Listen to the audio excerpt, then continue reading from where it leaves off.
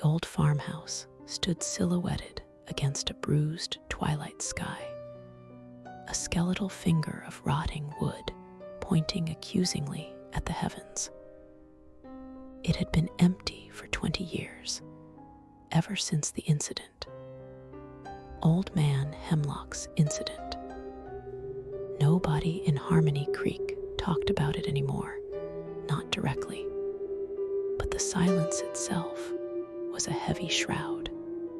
I, however, was new. A city transplant with a morbid curiosity and a vlogging camera.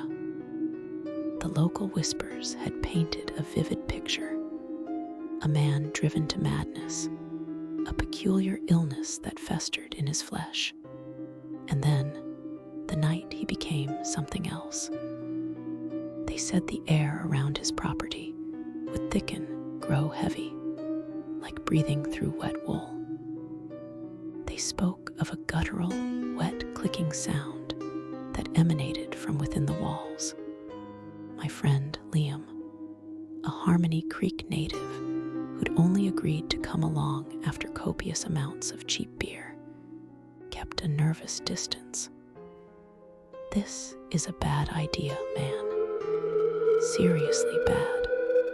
Just a little exploration," I chirped, adjusting the focus on my camera. For the spooky fans, the front door hung ajar, groaning a welcome as we stepped into the oppressive darkness. Dust motes danced in the weak beam of my flashlight, disturbed by our intrusion. The air was stale, carrying the faint, metallic tang of decay. Liam stayed glued to the doorway, his eyes darting around like trapped birds.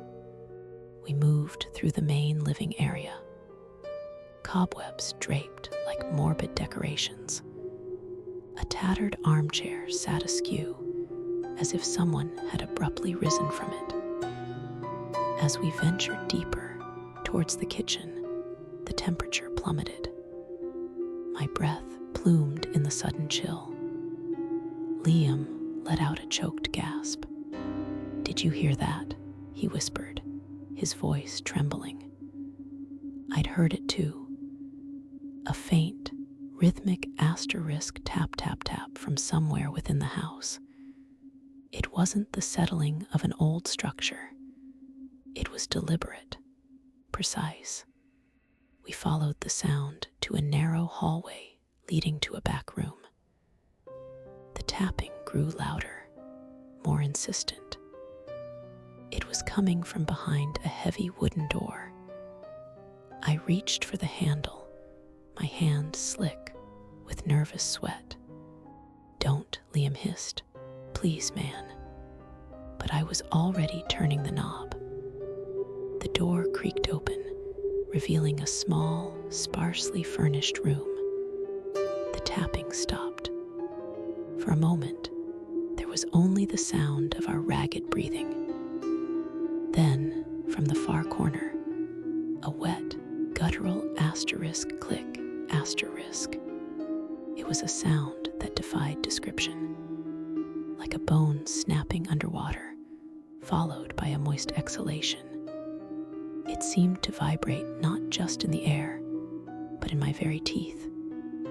My flashlight beam swept across the room, landing on a dark, amorphous shape huddled in the corner. It was wrong. A contortion of flesh and shadow, something that seemed to absorb the light rather than reflect it. And the clicking, it was coming from it. A constant, sickening rhythm. Liam let out a scream that was raw and unadulterated terror. He bolted, a blur of panicked flight. I, frozen by a horror so profound it stole my breath, could only stare. The shape in the corner began to stir. A long, impossibly thin limb, slick and dark, unfurled from the mass. It reached out, not towards me, but towards the doorway Liam had just fled through. The clicking intensified, a frantic, hungry sound. I didn't need to see what it was to know it was no longer a man. It was a hunger, a primal darkness given form, and it had just been given a fresh scent. I turned and ran, the clicking sound echoing in my ears, a sound I knew I would never forget.